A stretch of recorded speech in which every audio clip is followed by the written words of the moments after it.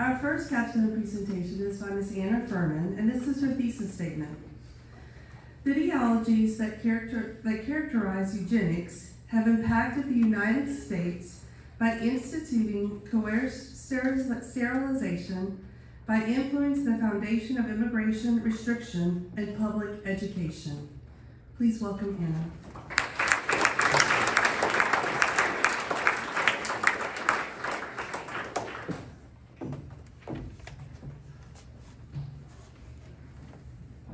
Three generations of imbeciles are enough.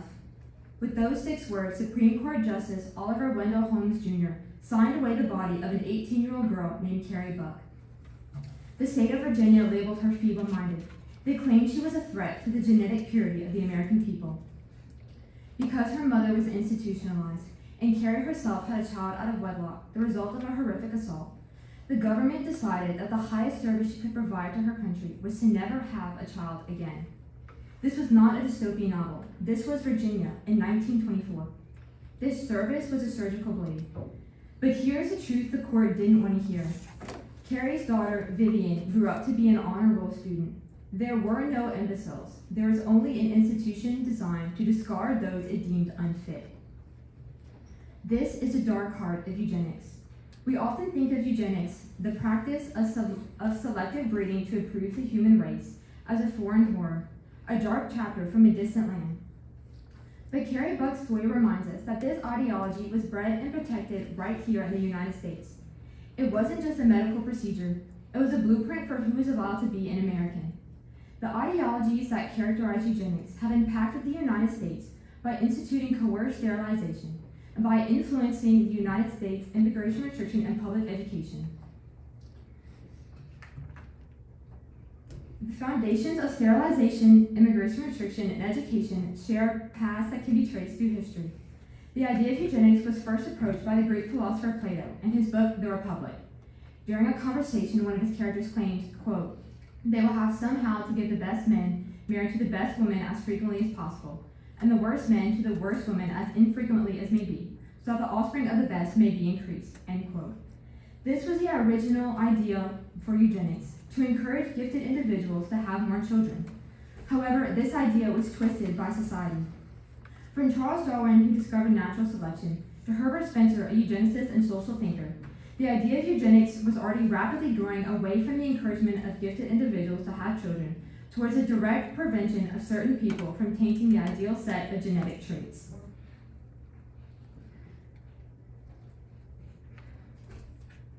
Darwin's discovery of natural selection revealed a species' ability to develop certain traits that allow it to adapt to its environment, retain those traits, and pass down those traits to their offspring over time. This idea is not harmful in the context of nature. However, Herbert Spencer applied Darwin's ideas to society, coining the phrase survival of the fittest. Spencer wanted to directly prevent people with undesirable genes from reproducing with people who had desirable ones. Both Darwin and Spencer influenced Francis Galton, the Englishman who created the term eugenics in 1883. He derived it from the Greek word eugenos, meaning good birth. Galton's idea for eugenics echoed that of Plato's.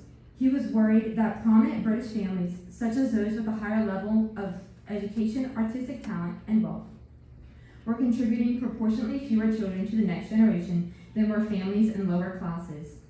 To combat this, Galton published various literary works and formed eugenic societies in order to inform and warn the public about the danger of a deteriorating upper class. His most famous society is the Eugenic Education Society of England, which was formed to promote eugenic ideas among children. Due to his progressive attitude, the United States soon adopted Galton's ideas for eugenics and began implementing them into our own society. The most aggressive approach to eugenics in the United States was the practice of coerced sterilization, which is the sterilization of individuals who do not consent to the operation or whose consent is suspect due to mental incapacity or coercion. In 1907, Indiana was not only the first state to pass an involuntary sterilization law, but they were the first government body in the world to enact such a law. Over 30 U.S. states began to file suit, passing laws that permitted authorities who oversaw state homes for the mentally disabled and state hospitals for the mentally ill to sterilize individuals who they thought were unfit to reproduce. Because of these laws, sterilizations were conducted predominantly and almost exclusively within state institutions that housed mentally defective or insane individuals. However, many young, poor, and illiterate women were admitted to these institutions who were never actually diagnosed with a mental disorder. Most sterilizations in the United States were performed on women, usually disguised as appendectomies and cesarean sections. This included mothers who were not mentally impaired themselves, but who had given birth to children with mental disorders like Down syndrome. Many poor and illiterate women who were not institutionalized were taxed or given financial incentives in order that they comply with being sterilized. In the decade leading up to World War II, over 60,000 men and women were involuntarily sterilized across the United States. In the late 1900s, sterilization programs began to taper out until the 2000s, where there were no longer active programs. Fortunately, institutions are no longer able to forcefully sterilize individuals, but instead must have the individual's consent to perform the operation. However, many illegal involuntary sterilizations were performed in the United States well into the 2000s. Although coercive sterilization was the most aggressive approach to eugenics, it was not the most successful in long-term effect. The most successful implementation of eugenics was immigration restriction because it excluded a significant amount of foreign individuals from entering the country and assimilating among American people. During the 1890s, the Immigration Restriction League was formed for the purpose of regulating and controlling the entrance of immigrants. After the Civil War, there was a significant increase in immigrants from Southern and Eastern Europe. Due to the influx of these immigrants, more attention began to be paid to the differences within the white race. Immigrants from Southern and Eastern Europe were referred to as new immigrants. They were characterized as having darker skin, hair, and eyes. Old immigrants, who were immigrants that traveled to America during the antebellum period, were predominantly from Northwestern Europe and were characterized as having pale skin, lighter hair, and lighter eyes. In society's eyes, this made them superior. Because so many immigrants from Southeastern Europe were pouring into the United States, the Immigration Restriction League eugenicists and other prominent figures worried that these new immigrants would become a majority of the population. They believed that new immigrants had undesirable genes and that their genes should not be integrated into society. In order to regulate the entrance of immigrants, the United States passed the Immigration Restriction Act of 1924. This bill required that annual immigration from any European nation not exceed 2% of the foreign born from that country listed in the 1890 census. This guaranteed a decrease in immigration. Before this act was passed, the United States annually received around 800,000 immigrants. After the act was passed, the United States annually received only around 150,000 immigrants. Immigration restrictions allowed eugenicists to tightly control who was allowed to enter the country and how many could enter at one time.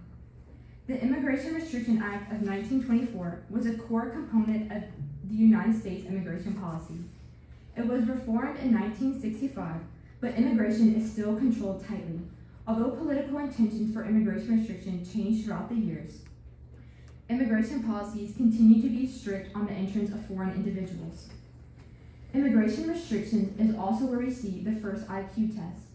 IQ tests were originally used to test the intelligence of immigrants upon their entrance to Ellis Island.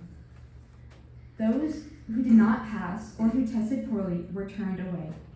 However, the government did not stop at testing foreign individuals. It soon turned its attention to American children and to our own public education system. Galton believed that eugenics and education were tightly intertwined. He claimed, quote, "Education is the main avenue by which the problem of eugenics should be approached, and the chief instrument by which the purpose of eugenics can be accomplished," end quote. However, eugenically influenced education unfolded differently in the United States than what Galton had planned in England. Galton wanted education to be a path by which children were tested for their intellectual ability and taught that their duty to society is to marry an individual with a high level of intelligence, talent, and wealth. Similarly, the United States used education to test the intelligence of children, but on a much stricter, forceful, and direct scale. In 1918, it became mandatory for every child to be enrolled in school. This is known as compulsory education, and even today it requires us by law to attend school. Although today our society views compulsory education as a right to education, eugenicists viewed it as the most effective way to decipher between intelligent and intellectually inferior children. It allowed eugenicists access to an extremely wide variety of children from all over the country. Through compulsory education, they were able to create a pipeline that rooted out children who were not as intellectually advanced as others. Many schools, whose teachers were trained to look for signs of mental disorders in children, would send those children to institutions where they were highly likely to be sterilized. Children across the country were tested using standardized tests.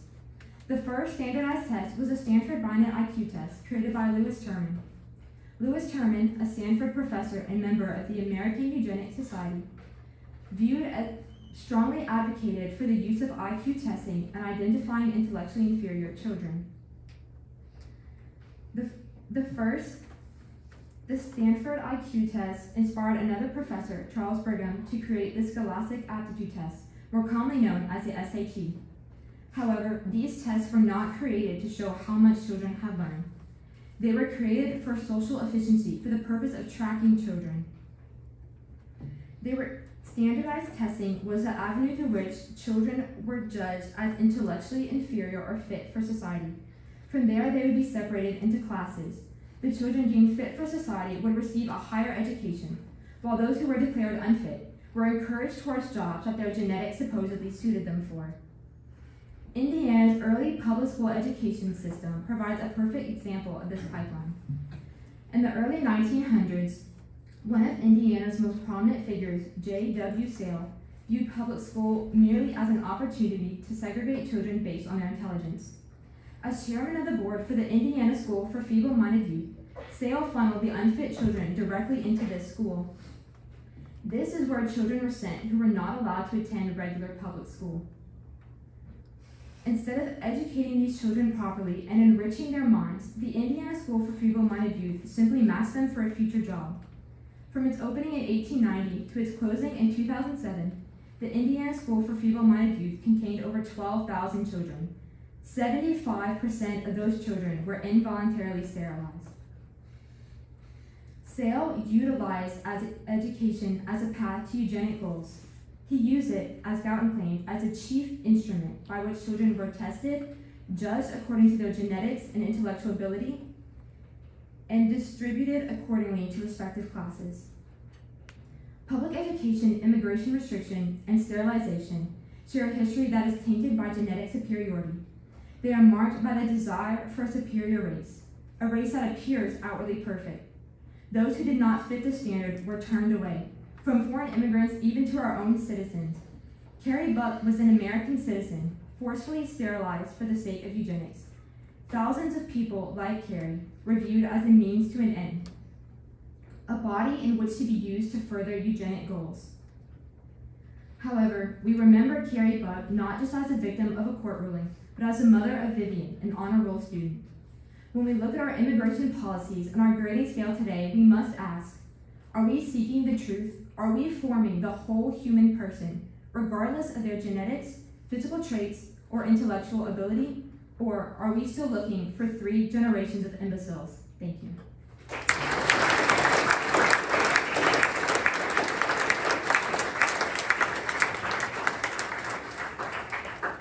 We'll begin with faculty questions.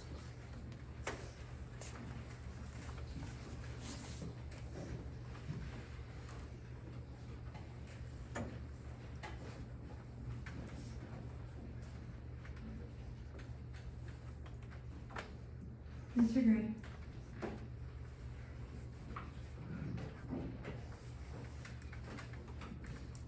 Thank you for your presentation, Anna. Testing. Thank you for your presentation, Anna. You mentioned the development of the SAT test and when that came around. Was the test, the creators of the test, ever explicit about those goals you mentioned? And is that still the goal of the test today? Yes, sir. I don't have the quotes in my presentation, but the professor who created the SAT he has a quote in which he says that he specifically designed the SAT to test children for their intelligence so that they could be either moved into a higher class or moved into a lower class with other children who tested in similar areas as them. And then what was the other part of your question? The second part was just, is that still the stated goal of the test today? I don't think that is as much the goal of the SAT today. I don't think we are generally required to take the SAT to be moved into one class or the other. It does allow us to demonstrate what we have learned throughout our years at school, and to see how we could do at a college in the future. But I don't think it is used as much for that purpose today. Thank you.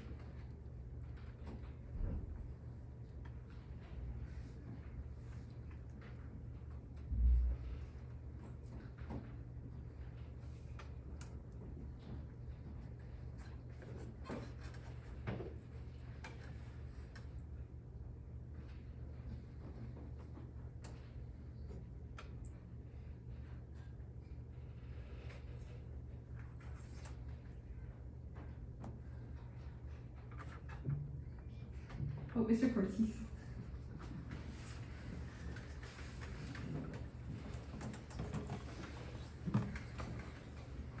And thank you for your presentation. I'm wondering if you could talk a little bit more about what are the things that eventually stopped these ideologies from being such a force in public life? So I know one of the schools that you mentioned up until the 2000s was still open. So what are the forces that have helped to combat this ideology and prevent it from having such a force in American society? Thank you for your question. There were a few main components to why these ideas kind of decreased. The main one, though, was Hitler's Holocaust of the Jews. After World War II, many people stopped supporting eugenics publicly because of the Holocaust he ensued. They didn't want to be associated with supporting ideas that Hitler did. And then another main reason was Pope Pius XI wrote a papal encyclical in 1930 called Casti Connubii, which is Latin for chaste wedlock, and that papal encyclical outlined, he didn't mention eugenics directly in his encyclical, but it was aimed at the eugenics movement. And so in that encyclical, he outlined the importance of getting married and building a family to raise children, and not, he also emphasized the focus on the Catholic perspective of the family and not simply marrying someone because they look a certain way or because they're wealthy or come from a certain background. And then as technology improved, there were more scientific evidence was found to disprove eugenics. So many scientists and researchers found evidence proving that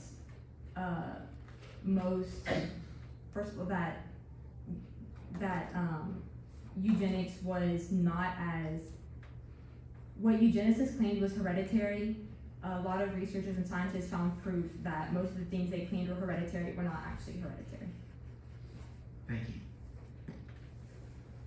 Mr. Baker. Thank you, Anna.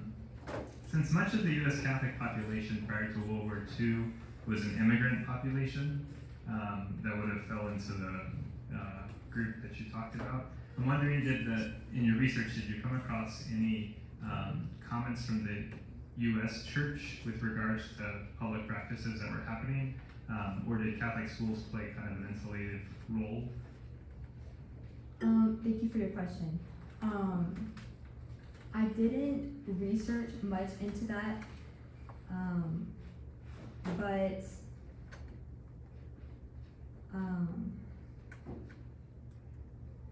yeah, I didn't do much research into that. Thank you.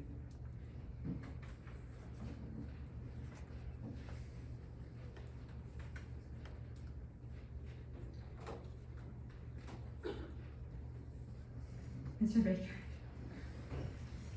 Yeah, do we still practice forced sterilizations in the United States? Thank you for your question. Not that I'm aware of. In my research, I found that forced sterilization has, like by now, it is like pretty much unheard of. There were cases of illegal forced sterilization in the early 2000s, but as of today, I don't think so.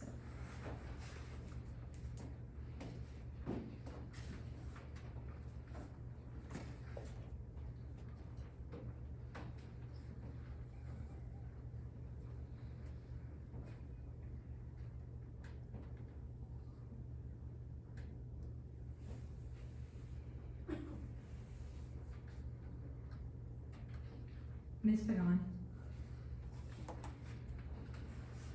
Thank you for your presentation, Anna. History has a knack of repeating itself, and I'm wondering if you have any words or thoughts on how the United States can be more proactive at dissembling these ideologies before they manifest themselves in something as horrific as eugenics.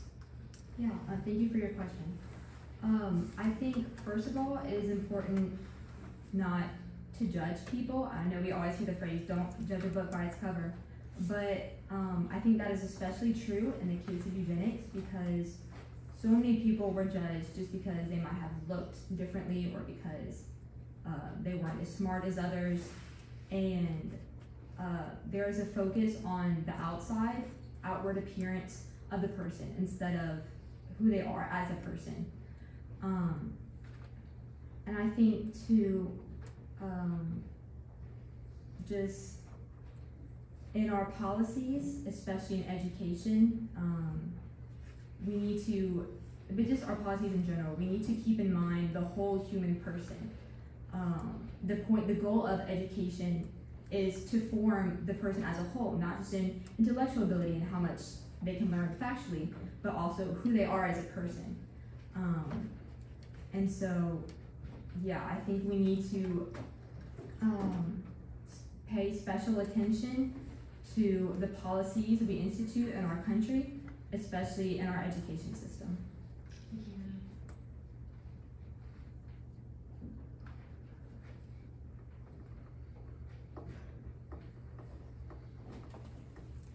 Do we have any senior questions? Jonah?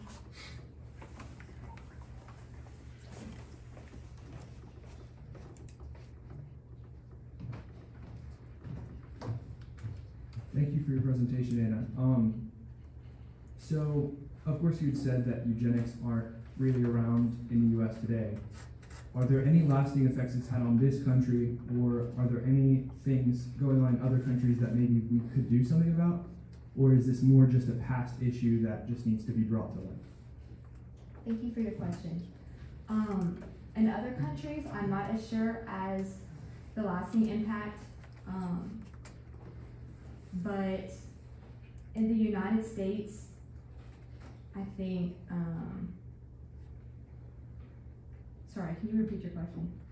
So, obviously, like, eugenics, like the practice itself is not around today, but are there lasting effects in this country that are still happening today that are like, that are bad that we might be able to do something about to prevent? I think in my research, I found that there are a lot of current debates about policies in education, especially newer policies, that some people think are starting to reflect eugenic ideas. And I also found that there are certain policies that people are attempting to institute into education that limits the funding for like education for kids with special needs and things like that. So I don't think we see it as prevalently as I don't think there's one area you could point to and say that's eugenics right there. But I do think there are underlying policies that may or may not, or that may start to follow that line of eugenics, and in part of my answer to Ms. Pagan, I would say that that's why we have to be especially careful to our policies, especially education, because education does deal with young children, and those policies should be focused on helping them to grow and learn. Thank you.